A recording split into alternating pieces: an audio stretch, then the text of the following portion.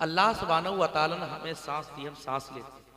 जब हम सांस लेते हैं तो हम जो लेते हैं सांस उसे कहते हैं ऑक्सीजन। क्या कहते हैं? ऑक्सीजन कहते हैं। और जब छोड़ते हैं उसे क्या बोलते हैं? Carbon dioxide. क्योंकि बोलते हैं ना, दो हो गई ना, एक लेते हैं ऑक्सीजन और छोड़ते हैं कार्बन डाइऑक्साइड। अगर इन दोनों में से किसी का एक भी राब्ता खत्म हो जाए, फॉर एग्जाम्पल अगर हमने सांस ली और छोड़ ना पाए तो हमारी मौत तय है। हमने सांस छोड़ी फिर ले नहीं पाए, उस सूरत में भी हमारी मौत तय है। हम अपनी बॉडी को बाद में अब देखें, हम खाली ये मुहासबा करें कि मौला तेरा कितना बड़ा एहसान है कि तूने सांस जैसी इतनी इंपॉर्टेंट चीज हमें दे दी। अगर ये सांस से हमारा राबता खत्म हो जाए, ये सांस हमसे नाराज हो जाए तो हमारी बॉडी का निजाम खत्म हो जाए, जिसमें से रूह प्रवास कर जाए, खत्म हो जाएगा सिस्टम। चेक करते हैं लोग हाथ लगा के कि आ रही कि नहीं आ रही है। मालूम चला नहीं आ रही कि ख्वाब साहब हो गया, इन्ना लिल्लाहि व इन्ना इलैहि राजिऊन। सब उठाइए, इंतजाम कीजिए। आप बहुत इंपॉर्टेंट ये चीज है सांस, पूरी बॉडी का बाद। Please concentrate your mind. सांस कितनी इंपॉर्टेंट है, अभी पूरी बॉडी की मैं बात नहीं कर रहा हूं। जिसकी आंख नहीं है उससे कभी पूछो आंख की अहमियत क्या है। जिसकी जुबान नहीं है ना, जो बोल नहीं पाता, पूछ उससे कि जुबान की वैल्यू क्या है। जिसके कान नहीं उससे कीमत पूछ, उसकी कीमत क्या है। जिसका हाथ नहीं जाके उससे पूछ कि हाथ की वैल्यू क्या है, इसकी औकात क्या है। जिसका पैर नहीं कभी उससे जाके पूछ कि तेरे पर क्या गुजरती है। मेरे अजीजों, ये बॉडी के मैं ऊपर से पार्ट्स कुछ गिना दिए हैं। कल किसी बात बताओ ना, अल्लाह सुब्हानहू व तआला ने पूरी बॉडी भी अगर सलामत दे दी ना, हल्के से दिमाग में हल्का सा भी फर्क पड़ गया ना, तो फिर हमारा क्या बनेगा। अगर हम गौर करें अपने ऊपर तो हमें चाहिए कि हम एक एक सांस अल्लाह का शुक्र अदा करते रहें। सूफिया किराम फरमाते हैं, बंदे जब तू बिस्तर पे जाया कर, अपने गुनाहों को याद करके आंखों से आंसू रुखसार पे बहाकर अपने गुनाहों की माफी अल्लाह से मांगा कर। इसलिए किसी शायर ने बहुत पहले कहा था, हम तो माइल बाकरम है कोई साइल ही नहीं, राह दिखलाए किसे कोई रहरबे मंजिल ही नहीं। आज कौम की कंडीशन ये हो चुकी है, अगर चंद मौका, चंद लम्हात, कुछ सेकंड भी अगर हमें अल्लाह के जिक्र के लिए मुयस्सर आ जाए तो समझ लेना कि हमारे लिए गनीमत है। हो सकता है वही लम्हात हमारे लिए बख्शिश का जरिया बन जाए, वरना तो यूं हमारे हालात हम अपनी हैसियत खुद जानते हैं। हर एक इंसान जानता है कि वो कितने पानी में है। हर एक इंसान जानता है उसकी औकात कितनी है। हर एक इंसान जानता है उसकी वैल्यू कितनी है। हर इंसान अपने गिरबान में जब झांकता है ना, उसे अपनी औकात, अपनी हैसियत पता चल जाती है। इसलिए हमें अपने गिरबान में झांकने की जरूरत है। हम बिस्तरों पे करवटें बदल कर, मोबाइल को चलाकर, चैटिंग करके, हम उससे चैटिंग नहीं चीटिंग कहते हैं। आप निजी पर्सनल लाइफ के साथ चीटिंग कर रहे हो, किसी और के साथ नहीं। तुम फाहिशा मनाजिर देखकर अपनी जिस्मानी रूहानी ताकत को तबाह बर्बाद कर सकते हो। गुनाहों में डूब कर अपनी पूरी रात गुजार सकते हो। गफलत की चादर ओढ़ करके तुम अपनी नींद को ले सकते हो। लेकिन मेरे अजीजों, ये मौके कभी कभी मैसर होते हैं कि अल्लाह और उसके रसूल के नाम की जब महफिल सजाई जाए तो गनीमत जान अपने बिस्तर को लात मार दे, चेकिंग को लात मार के, फाहिशा फिल्मों में आग लगा दे। अल्लाह की महफिल में आके बैठ और अल्लाह की बारगाह में दुआ कर, मौला इस महफिल में बैठ गए, मौला इसको हमारे लिए बख्शिश का जरिया। कभी ऐसी महफिल में जाके दुआ तो करें। हमें तौबा की तौफीक नहीं होती। इंसान गुनाह तो करता है ना, करता, बतकाज़े बशरीत गुनाह बहुत होते हैं। लेकिन एक बात ध्यान रखना, जब इंसान गुनाह कर दे और गुनाह के बाद एहसास गुनाह ना हो तो समझ लेना कि फिर एक जानवर में और हम में कोई फर्क नहीं। इसलिए जब जानवर, आपने देखा होगा, आप लोग चूंकि खेती से भी ताल्लुक रखते होंगे, आपने देखा होगा खेतों में जानवर आके मुंह मार देता है, उसे ये तमीज नहीं होती ये फला का है, ये फुला का है, ये हमारे मालिक का है। उसको ये तमीज नहीं होती है, जबकि अक्ल उसके पास नहीं। इसलिए हालांकि दिल उसके पास में है, बॉडी उसके पास में है, उसके पार्ट सारे सलामत हैं, लेकिन उसके पास अक्ल नहीं है, एहसास उसका नहीं है। अल्लाह सुब्हानहू व तआला ने हमें हर एक पार्ट दिया है, लेकिन साथ ही साथ में एहसास भी दिया है, जिससे हम पहचान करते हैं, तमीज करते हैं कि ये हमारा है या किसी और का है। अब जिस दिन एहसास खत्म हो जाए तो समझ लेना उस गधे में, उस जानवर में और हम में कोई फर्क नहीं रहेगा। ये कंडीशन है हमारी। हम इस आज लाइन में खड़े हो गए हैं कि गुनाह पे गुनाह करते, उसके बाद भी एहसास से गुनाह नहीं होता। अगर एहसास से गुनाह अगर हमें होता तो आज ये महफिल मिल गई थी हमें, तो हम अपने बिस्तर को छोड़ के चंद लम्हा ताकि यहां जरूर बैठ जाते। ये नहीं देखते कि सजाने वाला कौन है, ये नहीं देखते कि महफिल सजाने वाले का फेस क्या है, ये नहीं देखते उसका नाम क्या है, बल्कि ये देखते कि महफिल सजी किसके नाम से है। हम ये देखते कि यार अल्लाह का जिक्र हो रहा है, रसूलुल्लाह का जिक्र हो रहा है, रब तेरा भी है, हाफिज साहिब का भी है, नबी तेरा भी है, हाफिज साहिब का भी है, तो फिर क्यों नहीं अपने बिस्तरों को छोड़ते हो? अगर कब तक ऐसी जिंदगी गुजारते रहोगे, याद रखो अगर आज भी मुत्तहिद नहीं हुए तो आज जो हालात और जगह पर है वो यहां होने में टाइम नहीं। इत्तेहाद जिंदगी है, इख्तिलाफ मौत है। हमें जरूरत है कि हम अपने भाई का हाथ पकड़ कर रहें, आपस में मिलजुल कर रहें। कैसे हालात हैं सोशल मीडिया पर, प्रिंट मीडिया पर, इलेक्ट्रॉनिक मीडिया पर आप बराबर देखते रहते होंगे कि कैसी कंडीशन हमारी हो गई है, कैसे हालात हमारे हो गए। उसका सबसे बड़ा रीजन यह है तरीके मुस्तफा को छोड़ना है, वजह बर्बादी। इसी से कौम दुनिया में हुई बेइक्तिदार अपनी, हमें करनी है शहंशाहे बतहा की रजा जोई, वो अपने हो गए तो रहमते परवरदिगार। हमें अपने हालात को मेरे अजीजों बदलना होगा। जितनी देर यहाँ पर बैठे हैं बड़ा जहन लगाकर तवज्जो के साथ सुनिएगा, कुछ बातें मैं आप तक पहुँचाऊंगा। उम्मीद है कि इंशाअल्लाह ताला वो आपके काम आएंगे इंशाअल्लाह ताला। ये वो लोग जो सामने कुर्सी पर बैठे हुए हैं, हालांकि मैं उनसे नहीं कहूँगा कि आप यहाँ आकर बैठे, मुझे कोई मतलब नहीं है, मैं अपने काम करने के लिए यहाँ पर आ गया। मैं समझता हूँ कि रब की मर्जी। वो जो दो पैर का जानवर है कहता है नबी से मत मांगो, नबी कुछ नहीं दे सकते हैं। हमें जाहिल पता नहीं नबी कितना दे सकते हैं। आला हजरत कहते हैं ना, कौन देता है देने को मुँह चाहिए, वाह भाई वाह, देने वाला है सच्चा हमारा नबी। मैं तो मालिक ही कहूंगा कि हो मालिक के हबीब, यानी महबूब महिम में नहीं मेरा तेरा। वाह भाई वाह, मत मांगो, अरे नबी नहीं दे सकते। एक किसी दीवाने ने, पागल ने ये बात कही थी, हातिम ताई बहुत बड़ा सखी है, बहुत बड़ा सखी, बहुत बड़ा सखी। मैंने नादान बता तो सही, कितना बड़ा सखी है, कितना बड़ा सखी है, बोले इतना बड़ा सखी है कि जब उसके कोई दरवाजे पे आता है उसे अता कर दिया जाता है, दूसरे दरवाजे पे दिया जाता है उसे भी दिया जाता है, तीसरे दरवाजे पे जाता है वहां भी दिया जाता है, चौथे दरवाजे पे पहुंचता है वहां भी भगाया नहीं जाता, वहां भी दे दिया जाता है, पांचवें छठे सातवें पे जाता वहां भी भगाया नहीं जाता, वहां भी दे दिया जाता।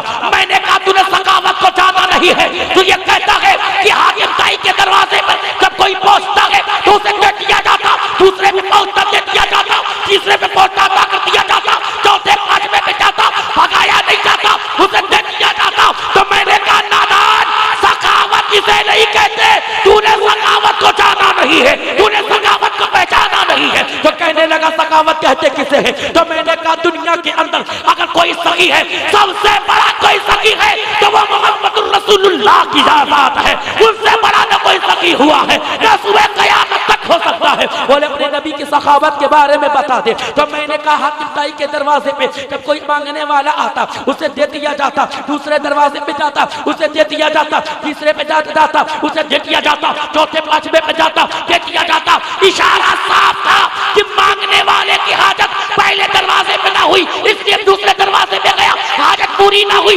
इसलिए तीसरे चौथे पर गया। लेकिन मेरे नबी के दरवाजे पर जब कोई मांगने आता है तो पहली ही बार में इतना दे दिया जाता है कि उसके लिए नस्लों के लिए काफी हो जाया करता है। इसलिए तो बरेली का इनाम बोलता है। कौन देता है? देने को मुंह चाहिए, देने वाला है सच्चा हमारा। नारे तकबीर, नारे रिसालत, मसलके आला हजरत, जश्ने शादी, जश्ने शादी, आमदे हुजूर फैजाने मिल्लत, ताजदारे मसनदे बिलग्राम शरीफ, फैजाने बिलग्राम शरीफ, मौलाना रियाजुल कादरी शाहजहांपुरी। भाई कहते नबी से मत मांगो, नबी क्या दे सकते हैं? नादान तो जब पता नहीं, नबी को दुनिया में भी अता कर रहे हैं, मैदाने महशर में भी अता करेंगे। सुन, तो दुनिया की चीजों की बात करता है। अरे मुस्तफा तो जमीन पर बैठकर दुनिया के अंदर जन्नत बांट गए। बेशक कहता है दे नहीं सकते, मेरे आका ने कैसे दिया है? मेरे आका फरमाते जन्नती देखना चाहते हो तो उमर को देखो।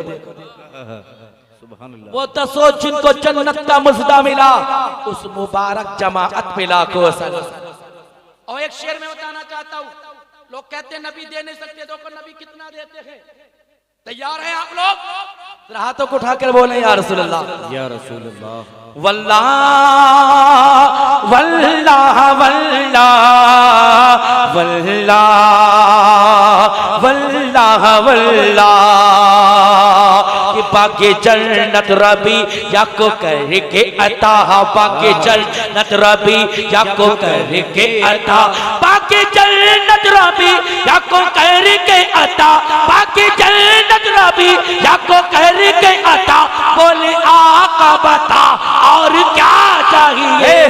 जिंदाबाद जिंदाबाद भाई, सुभान अल्लाह। वल्लाह वल्लाह वल्लाह, वाह भाई वाह, सुभान अल्लाह। और मेरे दामन में कोई भी नेकी नहीं, मेरे दामन में कोई भी नेकी नहीं, मेरे दामन में कोई भी नेकी नहीं, मेरे दामन में कोई भी नेकी नहीं, हश्र में आपका आसरा चाहिए। वल्लाह भाई वाह, वल्लाह वल्लाह सुभान अल्लाह, सुभान वल्लाह। वाह भाई वाह, सुभान अल्लाह, सुभान दुरूद अल्लाह। पाक पढ़ें। अल्लाह रब्बु मुहम्मद अल्लाह के नजदीक तमाम मज़ाहिब में सबसे अच्छा पसंदीदा कोई मजहब है, वो है मजहब इस्लाम, जिसका मानने का हम दावा करते हैं। हम बताते हैं कि साहब हम मजहब इस्लाम के मानने वाले हैं, हम इस्लाम को फॉलो करते हैं, हम इस्लाम के मानने वाले हैं, हम कलमा पढ़ने वाले हैं, हम ये दावा करते हैं। लेकिन हकीकत अगर देखा जाए, जितना मजबूत हमारा दावा है उतना हमारा अमल नहीं है। अगर हम अमल भी उसी तरीके से करने लगते तो फिर हमारी जिंदगी में चार चांद लग जाते। अल्लाह सुब्हानहू व तआला ने कुरान मजीद के अंदर इरशाद फरमाया, या अय्युहल्लज़ीना आमनू दुखुलू फ़िस्सिल्मी काफ़ा, ऐ ईमान वालो इस्लाम में पूरे पूरे दाखिल हो जाओ। मतलब क्या है? मतलब ये समझो, हज़रत अल्लामा नईमुद्दीन मुरादाबादी अलैहि रहमा इसको यूं समझाते हैं कि इस्लाम में पूरे पूरे दाखिल होने का मतलब क्या है, कैसे दाखिल होना। वो इसको यूं अंदाज में, अपने अंदाज में समझाते हैं। वो कहते हैं कि साहब एक पानी की बाल्टी मंगाई और उस बाल्टी में एक कंकर या एक कॉइन, एक सिक्का डाला और फिर कहा जाए कि साहब इसको निकालिए, तो कोई भी आसान तरीके से हाथ डालेगा, उसको कंकर को या कॉइन को बाहर निकालेगा। किसी को पता भी नहीं चलेगा कि अभी इसमें क्या मामला हुआ था, आसानी से निकाल लिया गया। कोई मेहनत, कोई मशक्कत, कोई जुस्तजू नहीं करना पड़ी। अब कहते हैं कि साहब अब पानी की बाल्टी मंगाई जाएगी, लेकिन अब कंकर नहीं डाला जाएगा, अब कॉइन में सिक्का नहीं डाला जाएगा। बोले अब इसमें रंग मिलाया जाएगा। जब रंग मिलाया गया, कहते हैं कि अब रंग को पानी से जुदा करो। अब तरह तरह के हरबे इस्तेमाल कर लिए गए, अक्ल लगा ली गई, कोशिशें कर ली गई, लेकिन पानी को रंग से जुदा ना कर पाए। अल्लामा नईमुद्दीन मुरादाबादी कहते हैं कि बस रब यही चाहता है कि ऐ बंदे तो इस्लाम में ऐसा दाखिल हो जाओ कि अगियार तुझे इस्लाम से जुदा करना चाहे वो एड़ी चोटी का जोर लगा ले, लेकिन तुझे इस्लाम से जुदा ना करना। इसलिए जमाना बहुत तब्दील हो रहा है, हालात बहुत बदल गए हैं। हम कहां से कहां पहुंच गए हैं। हमारे अंदर मुआशरे में वो रस्में आ गई जो इस्लाम से कोई उसका जिसका कांटेक्ट नहीं, राब्ता नहीं, मतलब नहीं, वो रस्में हमारे दरमियान में आ गई। अगर शादी के मौके पर ही देख लिया जाए तो शादियों के मौके पर अब अजीब एक चलन चला, बहुत सी खुराफाते हैं, आप जानते ही, एक अजीब एक चलन, एक रस्म निकली है। अगर मेहंदी का दिन होगा तो भी साहब दूल्हा और दुल्हन मेहंदी के ही रंग के कपड़े पहने। ये अजब, ये नई एक रस्म इजाद की गई। अगर मेहंदी का दिन है तो मेहंदी के रंग के कपड़े, हल्दी का दिन है तो हल्दी के रंग के कपड़े। पूरा परिवार पहनने पीले पीले नजर आ रहे हैं, एक दिन हरे हरे नजर आ रहे हैं, एक दिन पीले पीले नजर आ रहे हैं। अब कोई भी हो सब उसकी जद में है। ये नई नई रस्में, ये नए नए तरीके कहां से, तो पता चलेगा ये दूसरे लोग करते थे। हमारे मजहब से राब्ता नहीं था, राब्ता नहीं, मतलब नहीं। फिर हमारे यहाँ दाखिल कैसे हुई? रब कहता है इस्लाम में पूरे पूरे दाखिल हो जाओ। सिर्फ सर पे टोपी लगाने वाले, नाम अब्दुल्ला रखने वाले, अब्दुल रहमान नाम रखने वाले मुसलमान ना बनो, बल्कि ऐसे मुसलमान बनो, ऐसे मुसलमान बनो कि जब तुम किसी गली से गुजरो और दूसरे लोग देखे तो ये ना कहे जो कि मुसलमान आ रहा है। तुम्हारे कैरेक्टर को देखकर, तुम्हारी गुफ्तार और रफ्तार को देखकर लोग कहने पर मजबूर हो जाए, लोगों देखो सरापा इस्लाम चला रहा है। सुभान अल्लाह, सुभान अल्लाह। हाँ, 10 मिनट तकरीर करूंगा, उसके बाद चाय पिला दीजिएगा। चाय अभी रोक, 10 मिनट तकरीर कर रहा हूँ, उसके बाद चाय पिलाइएगा। हाँ, बस चाय अभी रोक दीजिए आप। थोड़ी देर मेरी गुफ्तगू करनी मुझे बिल्कुल ही पसंद नहीं है। थोड़ी देर तवज्जो, मैं कुछ मैसेज देना चाहता हूँ, कुछ बताना चाहता हूँ। चाय से बिल्कुल डिस्टर्ब ना कीजिए आप। इधर तवज्जो देखिए, थोड़ी देर सुन लिया आप। अल्लाह सुब्हानहू व तआला ने क्या फरमाया? पूरे प्रो इस्लाम में दाखिल हो जाओ। अब मतलब क्या है कि साहब खाली हम नाम अब्दुल्ला रखें तो मुसलमान हो गए, काम हो गया। घर में बच्चा पैदा हो गया, नाम अब्दुल्ला रख दिएगा, लड्डू बढ़ गए, कान में अजान दे दी कि फॉर्मेलिटी हो गई। बच्चा कहीं भी पैदा हो फितरत इस्लाम पर ही पैदा हो। तुमने नया क्या किया? तुमने नाम अब्दुल्ला रख दिया, अजान दे दी, लड्डू बढ़ गए, सब फॉर्मेलिटी हो गई। ये मुसलमान होने का दावा झूठा है। करना क्या है?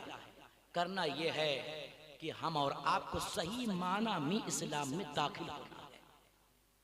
हम अपना यूनिफॉर्म पर नजर करें तो हमारी यूनिफॉर्म कैसी है, हमारा कल्चर कैसा, हमारी सोसाइटी कैसी है, हम इन सब पर गौर करें, तब हम इस्लाम में पूरे दाखिल हो सकते हैं। वरना मालूम ये चला जब शादी होती है तो हालात ऐसे कहते हम साहब नबी का कलमा पढ़ते, हम मुसलमान हैं।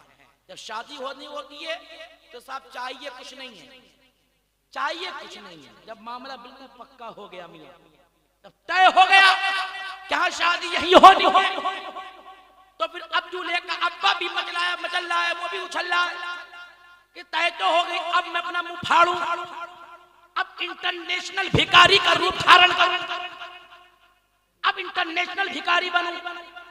अपने बिजवनिये से कह रहा है कि साहब चाहिए तो कुछ नहीं, लेकिन भाई साहब बाइक चल रही है, मोटरसाइकिल तो चल रही है, अब मोटरसाइकिल का क्रेज खत्म हो गया, साहब चाहिए तो नहीं लेकिन हाँ बुलेट चल रही है, नहीं चाहिए नहीं लेकिन चल रही है। और जमाना तब्दील हो गया, जमाना बदल गया साहब, अब क्रेज खत्म हो गया बुलेट का, इसलिए जिधर से गुजर जाती है बूढ़े गालियां देते हैं, जिधर से गुजरती है आवाज सुन के अटैक का खतरा रहता है, गालियां लोग देते नहीं ये नहीं चाहिए, फिर साहब चल तो 4 व्हीलर भी रही है, नहीं चाहिए नहीं है, इंटरनेशनल भिखारी। जैसे फोन पे का वो चला ना, हमने आपने देखा होगा, ला सामने लगा चाहिए नहीं है, लेकिन रखा सामने सिग्नल सामने रखा, नहीं चाहिए नहीं है, सामने रखा कि नहीं साहब आराम से स्कैन कीजिए और डाल दीजिए, चाहिए नहीं है, अकाउंट में पहुंच रहा है, नहीं हमें नहीं चाहिए। बिल्कुल इंटरनेशनल भिखारी बने हुए, इतने हालात खराब किए। एक बात और बताऊं, लड़के वाले कहीं से कहीं तक अब तो बहुत मैं तो देख रहा हूं कि हालात चेंज हो रहे हैं। अब लड़के वाले नहीं कह पा रहे, लड़के वाले पहले कह रहे हैं लड़का मुझे पसंद, अब बता तुझे चाहिए क्या है। अब तो ये हो रहा है लड़के वाले पूछ रहे बता तुम्हें चाहिए क्या है, तो लड़का भी कह रहा है ये वाली चाहिए, 4 व्हीलर जो बेहतरीन चल रही है, तो वो अपनी भी डिमांड बता रहा है। अब वो भी नहीं देख रहा कि सब 4 व्हीलर मिल रही है, ये नहीं देख रहा है कि लड़की जो घर में आएगी टॉप पहनती है, जीन्स पहनती है, नमाज पढ़ती है कि नहीं पढ़ती है, कुरान की तिलावत करती कि नहीं करती है, रोजा रखती कि नहीं रखती है, उसकी इबादत के मामला क्या है, उसके रियाजत के मामला क्या है, उसके सुबह शाम के मामला क्या है, उसके पर्दे का मामला क्या है, उसके लिबास का मामला क्या है, उसके अखलाक का मामला क्या है। अब ये नहीं देखता, बल्कि ये देखता कि 4 व्हीलर आ रही तो कबूल है, फ्रिज आ रही तो कबूल है, मोटरसाइकिल आ रही तो कबूल है, बिल्डिंग मिल रही तो कबूल है, प्रॉपर्टी मिल रही तो कबूल है। ये नहीं देखता है कि आने वाली घर को मिसले जहन्नम बनाएगी या मिसले जन्नत बनाएगी। बेशक सुभान अल्लाह। ये नहीं देख रहा है। ऐसे हालात बदले हैं मियां, कमी दोनों तरफ से है, एक तरफ से नहीं है। मेरे अजीजों, अपने हालात को बदलो।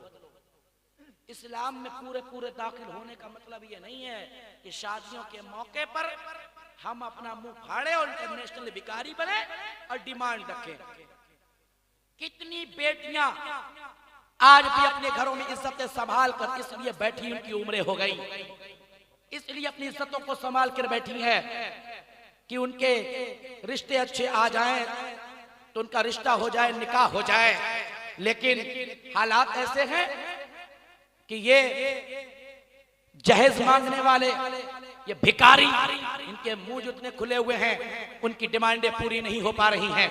कितनी बच्चियां जिनकी उम्रें पूरी हो गई, कोई बिरादरीवाद का शिकार है, कोई जहेज की डिमांड का शिकार है। एक लड़की का मैंने स्टेटमेंट पढ़ा था, वो कहती है कि मैं सुसाइड फकत इसलिए कर रही हूं कि मेरा बाप मेरी शादी का जहेज पूरा ना कर पाया। ऐसा करो, आप लोग पहले गाड़ी देख लो, उसके बाद मेरी बात सुनिएगा। आप मुझे देखिए, मैं आपको सुना रहा हूं, समझे? आप गाड़ी मत देखिए, गाड़ी से अच्छा मैं हूं। हाँ, आले रसूल की आमद जब होगी स्टेज पे तो हम सब मिलकर दीदार करेंगे। हाँ, अल्लाह के रसूल सल्लल्लाहु अलैहि वसल्लम की औलाद आ रही है, अब उनका इस्तकबाल भी करेंगे, हम दीदार भी करेंगे। माशाअल्लाह, आप देख रहे हैं कि माथे की निगाहों से कि हमारे सामने औलाद रसूल अकरम हुजूर सैयद शाफिर तरीक़त रहबर राह शरीयत नबी फातह बिलग्राम बरादर हुजूर शेख मुर्शिद सैयद वैसे मिल्लत पीर तरीक़त आज शाह सैयद फैज़ान मियाँ वास्ती साहिब की बिला दामद बरकातुहुल आलिया वल कुद्सिया बिलग्राम शरीफ की आमद हो चुकी है। हमारा इंशाअल्लाह ताला हज़रत की दुआया कलिमात से मुस्तफ़ीज़ होंगे और साथ ही साथ में हमारे जमात के एक अजीम ख़तीब हमदर्द को मौसूलियत ताजदार फसाहत व बलागत पैकर इल्म व लियाक़त उस्ताज़ुल उलमा हज़रत अल्लामा मौलाना मुफ्ती ग़ुलाम गौस साहब के बिला ओवैसी दामद बरकातुहुल आलिया वल कुद्सिया की भी आमद हो चुकी है। हज़रत के बिला हो सकता है कि मुझे बाई फेस ना जानते हो, लेकिन शायरी के ज़रिए से मुझे पहचानते होंगे। ग्रुप में शायरी का भी मसला रहता है, बड़ी अच्छी नबी की नात लिखते हैं, कलम के बेहतरीन शायर हैं। मुफ्ती साहब के बिला मौका लगा तो इनके अशार भी आप सुनेंगे इंशाअल्लाह। अल्लाह करे इन बुजुर्गों का साया हमारे सरों पे कायम फरमाए। अब बस में मुख्तसर एक पैगाम जो मैं देना चाह रहा था वो ले लीजिए, उसके बाद हज़रत के बिला जैसा हुक्म होगा वैसा प्रोग्राम चलेगा। मेरे अजीज़ों, कितनी बच्चियां अपने घरों को इसलिए घरों में बैठी हुई हैं कि उनकी जहेज की डिमांड पूरी नहीं हो पा रही। कुछ बिरादरी बात की शिकार होकर अपने घरों में बैठी हुई हैं कि साहब ये फुला बिरादरी का है, फुला बिरादरी का नहीं करेंगे। इस वजह से उम्रें हो गई, उनके निकाह नहीं हो पाए। कितनी लोगों के जहेज की वजह से शादियां नहीं हो पा रही। एक लड़की ने सुसाइड किया था फकत इसलिए कि उसका बाप उसकी जहेज का इंतजाम नहीं कर पाया। अगरचे उसने सुसाइड ये गलत किया, लेकिन उसने एक मैसेज दिया था कि मैं सुसाइड तो कर रही हूँ, मजबूरन कर रही हूँ, इसलिए कि मेरा बाप ने मेरे जहेज की डिमांड को पूरा ना कर पाया, आज मैं सुसाइड कर रही हूँ। हम कहते हैं कि हम इस्लाम के मानने वाले हैं, हम नबी का कलमा पढ़ने वाले हैं। कैसे तुम मुसलमान हो कि तुम्हारे माशरे में हमारी बहन बेटियां सुसाइड कर रही हैं फकत इसलिए कि उनकी निकाह नहीं हो पा रहे। अल्लाह के नबी सल्लल्लाहु अलैहि वसल्लम ने 1450 साल पहले फरमाया था निकाह को आसान करो। जब निकाह आसान हो जाएंगे तो जिना बहुत मुश्किल हो जाएंगे, लेकिन आज उल्टा हो गया है। निकाह बहुत मुश्किल हो गए और जिना बहुत आसान हो गया। अल्लाह महफूज फरमाए तमाम मोमिन। ये हालात कैसे पैदा, और हम कहते हैं हम कलमा पढ़ने वाले, हम मुसलमान हैं, रब के हुजूर की चेहरा लेके जाएंगे। बरादरी बात खत्म कर दीजिए आप, बहुत हो गया बरादरी बात, खत्म कीजिए इसको, खत्म कीजिए अमीरी गरीब का सिस्टम। अगर नहीं खत्म करेंगे तो रब के हुजूर जवाब देना होगा। अगर कोई लड़की, कोई बहन, कोई बेटी अगर फकत तुम्हारी वजह से या जहेज के मामलात को लेकर इर्तिदाद की आग में झुलसी, याद रखना जवाब तुम्हें भी देना होगा। कितनी बहन बेटियां फकत इसलिए कि जहेज की डिमांड पूरी ना हो पाई, इर्तिदाद की आग में झुलस गई, ईमान का सौदा कर बैठी। अगरचे उसने गलत किया, लेकिन हम भी उसकी जद में हैं। अभी एक लड़की ने स्टेटमेंट दिया था कि आज तुम हमारी खैरियत पूछने के लिए आए हो, और ये कहीं और नहीं, शहर बरेली का मामला है कि आज तुम हमारी खैरियत लेने के लिए आए हो।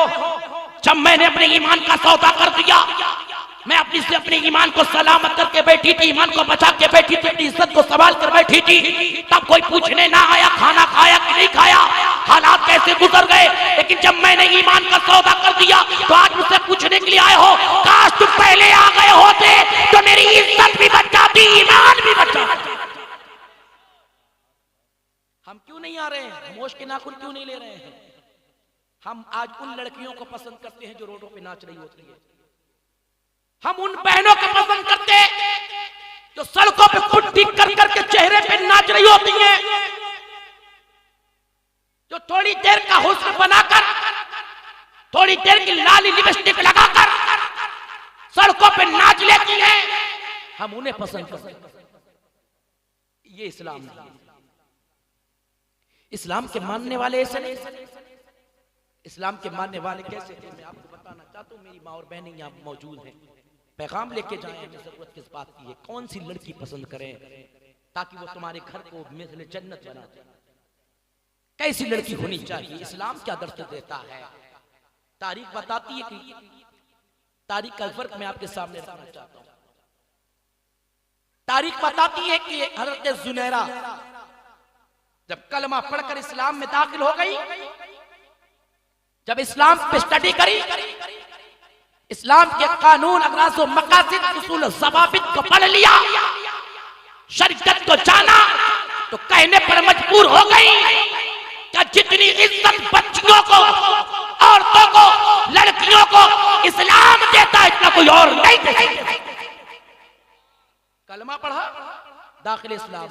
अबू जहल को पता चल गया, अबू जहल ने कड़वाया, मक्का के चौराहे पर बनवाकर कोड़े बरसाए, एक ही मुतालबा कि बस कलमा छोड़, शरीयत का दामन छोड़ दो, तुम्हारी जान बख्श दी जाएगी। पर्दा छोड़ दो, जान बख्श दी जाएगी। नबी का कलमा पढ़ना छोड़ दो, बख्श दी जाएगी।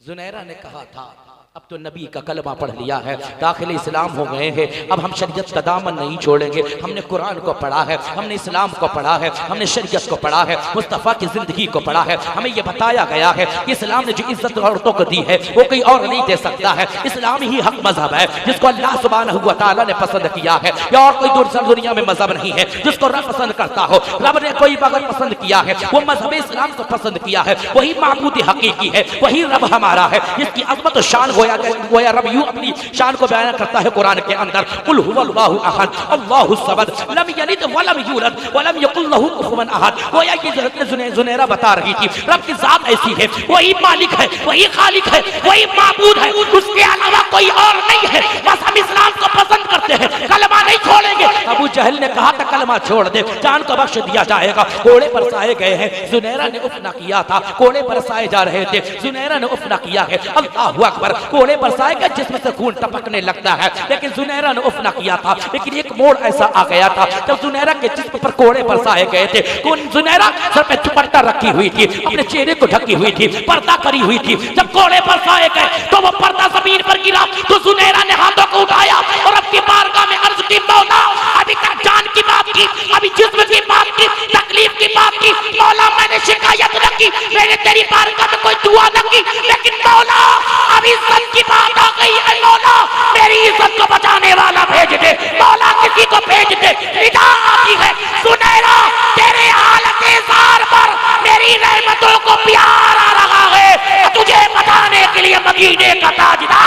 जिंदाबाद नारे तकबीर, नारे रिसालत, मसलके आला हजरत आमदे हुजूर फैजान मियां वास्ती साहब किबला भाई जिंदाबाद। अबू जहल कहता था बुला जुनैरा, जिसका कलमा पढ़ती हो उस पैगंबर को बुला ले। जुनैरा की आंखों की रोशनी चली गई थी, जिन्हें कोड़े बरसाए गए थे। तंज किया गया तो जुनैरा तेरी आंखों की रोशनी चली गई है, बुला उस पैगंबर को जिसका तू कलमा पढ़ती है और उससे कह रोशनी वापस कर दे। जुनैरा ने कहा था तूने मेरे नबी को पहचाना नहीं है, तूने नबी को जाना नहीं है, इसलिए अगर जान जाता तो तू भी कुछ पा जाता। अबू बकर ने जाना तो सिद्दीक अकबर बन गए, उमर ने जाना था तो अदल इंसाफ के बादशाह बन गए थे। जब नबी को जिसने जाना है वो था वो कामयाबी की मनाजिल तय करता गया। अरे नबी को जब पहचाना गया तो लोग कामयाबी के मनाजिल तय कर लिए गए, लेकिन अबू जहल ने सिर्फ नबी को देखा था, नबी को जाना नहीं था। अगर कह दूं तो बेगाना होगा। अरे अबू जहल ने तो अपने भतीजे को देखा था, मुहम्मदुर रसूलुल्लाह को नहीं देखा था। वो तो सिर्फ जानता था कि भतीजे हैं, मोहम्मद इब्ने अब्दुल्लाह है, बस इतना जानता था। वो पहचान ही न सका था, इसलिए कुछ मर्तबा ना मिल पाया था। आज जानते उसकी कंडीशन क्या है। बात आगे बढ़ जाएगी, मैं ज्यादा उधर जाना नहीं चाहता, मैं बताना ये चाहता हो। हज़रत जुनैरा से कहा गया था बुला जिस नबी का कलमा पढ़ती है, बुला ले उस पैगंबर को और कह दे कि वो आंखों की रोशनी दे दे। तूने कहा जानता नहीं, तूने जाना नहीं है, तूने पहचाना नहीं है, तू जानता नहीं है मेरे नबी की शान क्या है, मेरे नबी की अजमत क्या है। गोया हज़रत जुनैरा गोया ये कह रही थी कि नबी की शान, नबी की अजमत तो ये है, मैं तो मालिक ही कहूंगा कि हो मालिक के हबीब, यानी महबूबो मुहिम नहीं बेरा तेरा। कौन देता है देने को मुँह चाहिए, देने वाला है सच्चा हमारा नबी। सबसे औला व आला हमारा नबी, सबसे बाला वो वाला हमारा नबी। सब चमक वाले उजलों में चमका किए, अंधे शीशों में चमका हमारा नबी। जुनैरा गोया यही कह रही थी। आतिफ गैबी से रिदा आ जाती है, परेशान होने की जरूरत नहीं है। जुनैरा कहती है तूने नबी को पहचाना नहीं है, ये कहता बुला अपने नबी को बुला ले और बुला कर कह दे कि आंखों की रोशनी वापस कर दे। देखते क्या है इधर मोहम्मद रसूलुल्लाह की आमद हो जाती है, आसमान से एक नूर उतरता है, जुनैरा की आंखों में समा जाता है, आंखों की रोशनी वापस आ जाती है। नबी तशरीफ लाते हैं, जुनैरा को आजाद करा देते हैं। जिंदाबाद जिंदाबाद भाई सुभान अल्लाह। जानों की कुर्बानी पेश करती है लेकिन पर्दा नहीं छोड़ा है। तारीख बताती है, कितनी तारीखों में नाम कितने खवातीन के भी आए हैं, मर्दों की भी आए हैं कि जान की कुर्बानी दे दी है, गर्दनें कटवा दी हैं, लेकिन शरीयत का दामन अपने हाथ से छोड़ा नहीं है।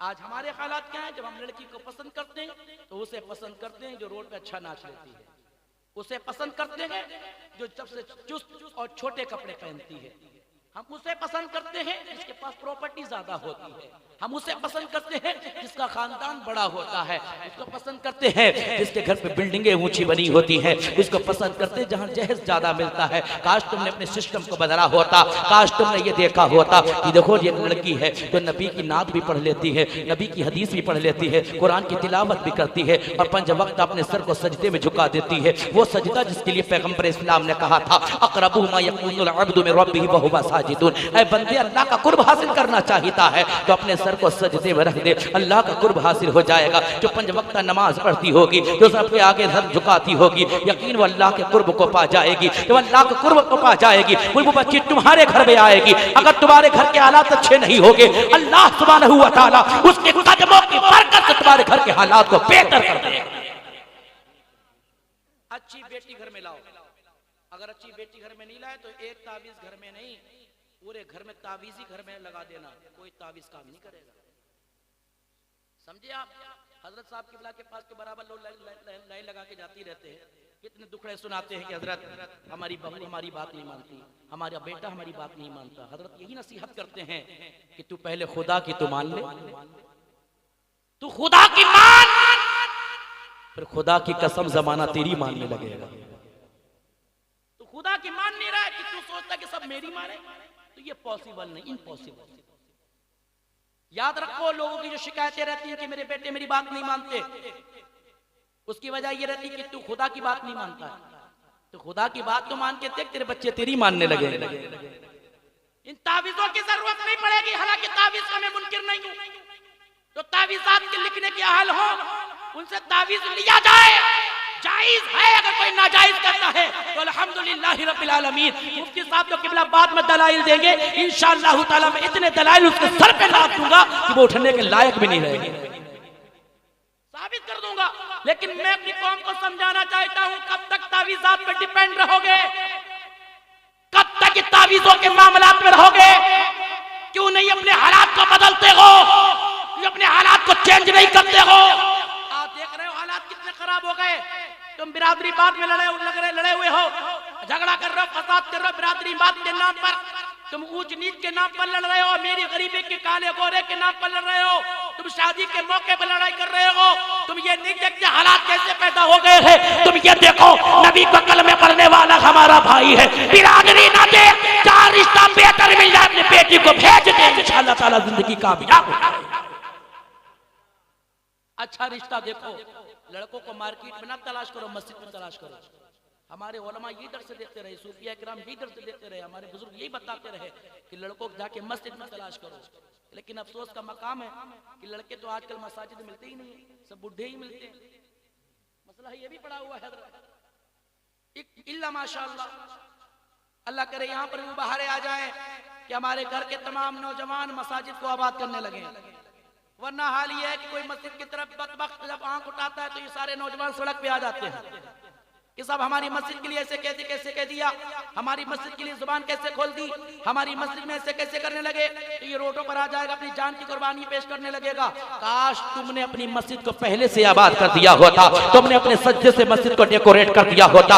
आज हम ये समझते हैं मस्जिद को डेकोरेशन पेंट से किया जाएगा, मस्जिद को डेकोरेशन उसकी जो है आप बिल्डिंगे बढ़ा देंगे, उसके माले बढ़ा देंगे, first floor second floor third floor बना देंगे, एसी लगा देंगे, कालीन डाल देंगे। ये डेकोरेशन नहीं है। डेकोरेशन क्या है ये उलमा बताएंगे, ये सूफिया बताएंगे, ये हमारे मशाइख बताएंगे कि मसाजिद की डेकोरेशन इन एसियों कालीनों से नहीं है, इन पेंट और पुताई से नहीं है, इन मसाजिद की डेकोरेशन तुम्हारे सजदों से है। बेशक सुभान। आज भी वक्त है, अभी सांसों की डोरी नहीं टूटी है।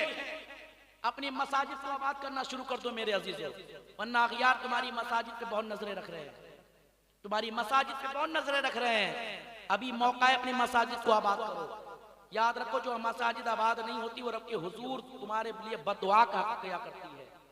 उसके मेहराब व मिंबर, उसके मीनार, उसकी चटाइयां रब के हुजूर तुम्हारे लिए बददुआ करती है। कहती है मौला जिसने हमें वीरान किया तो उनकी जिंदगियों को वीरान किया।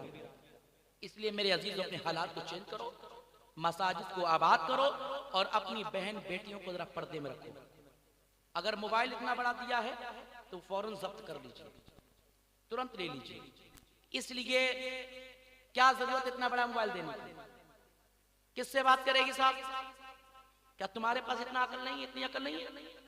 इतनी तो अकल होगी तुम्हारे पास भी। जब इतना बड़ा मोबाइल दे रहे हैं उसमें नेट भी होगा, जब नेट ऑन करेगी तो तरह तरह की साइट्स उसमें खुल के आती हैं, तरह तरह की वेबसाइट आती हैं। आज क्लिक नहीं करेगी, कल क्लिक नहीं करेगी, एक दिन ऐसा आएगा वो क्लिक करेगी और जैसे क्लिक करेगी तो फाहिशा मनाजिर उसकी निगाहों के सामने होंगे।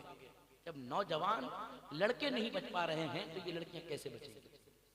अभी मौका है, मोबाइल को जब्त कीजिए। अगर किसी से बात करनी है तो वो आपके घर पे मोबाइल है, उससे बात कराइए। इतने बड़े बड़े मोबाइल अपनी बेटियों को ना दीजिए। याद रखिए मोबाइल दे रहे हैं आप, उसके फ्यूचर का गला आप अपने हाथों से घोट रहे हैं, उसके मुस्तकबिल को तबाह कर रहे हैं, उसे आप जहन्नम के गड़े में धक्का दे रहे हैं। अब आपके ऊपर डिपेंड करता है कि आपको उसे जहन्नम के गड़े में ढकेलना है या उसे कनीज़े फातिमा बनाना है। उसके हाथ में मोबाइल देना है या उसके हाथ में सैयदा फातिमा की जो है जिंदगी को देना है। बताओ उन्हें कि मेरी बेटियों तुम्हें मोबाइल जन्नत नहीं दिलाएगी। अगर कनीज़े फातिमा बन गई तो तुम तो जन्नती हो जाओगी, तुम्हारे सदके में पूरा घर जन्नती हो जाएगा। बनाओ अपनी बेटियों को कनीज़े फातिमा, तब हालात बदलेंगे। उन्हें पर्दे की जो है सख्ती करो, उन्हें पर्दा बताओ कि पर्दे की अहमियत क्या है, उसकी जरूरत क्या है, ये समझाओ बताओ। असल में होता यह है कि हमारे घर की माँ और बहनें जो बड़ी होती है ना वो भी तवज्जो नहीं देती हैं। वो खुद ही दुपट्टा गले में डाल के लेफ्ट राइट कर रही होती चौराहे पर, वो खुद शादियों के मौके गले में दुपट्टा डाल के नाच रही होती हैं, तो फिर बच्चियां तो वैसी करेंगी ना। क्या बूढ़ा, क्या बच्चा, क्या नौजवान, सब नाच रहे होते हैं ऐसे मौके पे। मेरे अजीजों अपने हालात को बदलो, वरना याद रखना, मौत का पंजा जब तुम्हारे गिरबान को पकड़ेगा ना, फिर उस वक्त तुम्हें तौबा की तौफीक नहीं मिलेगी। अभी गनीमत जानो, भी सांसों की डोरी टूटी नहीं है, तौबा करो और अपने हालात को बदलो। अपनी बेटियों पर जो है सख्ती करो, उन्हें कनीज़े फातिमा बनाओ और अपने हालात को बदलो। अपने चेहरे पे दाढ़ी सजाओ और अपने मसाजिद को आबाद करो, तब हालात बेहतर होंगे। यही मतलब है, अल्लाह जो चाहता है कि पूरे इस्लाम में दाखिल हो जाओ। मतलब यही है कि अपने आप लिबास को, यूनिफॉर्म को, अपनी सोसाइटी को, अपने हालात को, अपने घर के माहौल को इस्लामिक कर लीजिए। यही इस्लाम में दाखिल होने के लिए रब तुमसे कह रहा है। अगर खाली अब्दुल्ला नाम रख लिया, कभी कभी सर पे टोपी लगा ली और जुमे की नमाज पढ़ जाए, तो ये मत सोचना कि हम पक्के मोमिन हैं। याद रखना, पक्के मोमिन होने के लिए क्या जरूरत है, जो मैंने भी आपको बताया। अल्लाह से दुआ है कि अल्लाह सुब्हानहू व तआला हम सबको सही माना में शरीयत मुताहरा के मुताबिक जिंदगी गुजारने की तौफीक अता फरमाए। सही माना में पूरे इस्लाम में दाखिल होने की मौला तौफीक अता फरमाए। अब आप देख रहे हैं कि मेरे रसूल पर औलाद रसूल की आमद हुई है, इसके बारे में मेरे इमाम ने कहा था, तेरी नस्ल पाक में है बच्चा बच्चा नूर का, तू है आईने नूर, तेरा सब घराना नूर का। ये ओरिजिनल सैयद है, ये इतना ध्यान रखिएगा, ये ओरिजिनल सैयद हैं। इनसे अगर मोहब्बत करोगे ना, तो इंशाअल्लाह ताला दुनिया में भी इसका फ़ायदा मिलेगा और आखिरत में फ़ायदा मिलेगा। अगर कोई बैअत ना हो, मुरीद ना हुआ हो, तो हजरत के हाथ पर बैअत हो जाए, उसका फ़ायदा ये होगा, आप इनके हाथ पर बैअत होंगे, सिलसिला व सिलसिला अब आगे बढ़ते बढ़ते मुस्तफ़ा जारे रहमत सल्लल्लाहु ताला अलैहि वसल्लम तक पहुँच जाएंगे। और जब वहाँ तक पहुँच जाएंगे तो फिर इंशाअल्लाह ताला जन्नत का रास्ता हमारे लिए आसान हो जाएगा। ये नबी की औलाद। अगर कोई मुरीद ना हो तो मौका अच्छा है, हाथों में बैत हो जाइएगा। और अगर कोई बैत हो चुका है किसी पीरे कामिल से, तो तौबा की नियत से या तालिब होने की नियत से हज़रत के हाथ पे जो कलमात, जो कलमाएं हज़रत, वो कह लीजिएगा। अल्लाह सुब्हानहू व तआला हम सबको अमल करने की तौफीक अता फरमाए। मेरे बोलने में शरई एतबार से अगर अगलात हो गए, मौला उसको मुआफ़ फरमा दे, आइंदा इस्लाह की तौफीक रफ़ीक अता फरमाए। व आखिर दावाना अनिल हम्दुलिल्लाहि रब्बिल आलमीन। अस्सलामु अलैकुम व रहमतुल्लाह।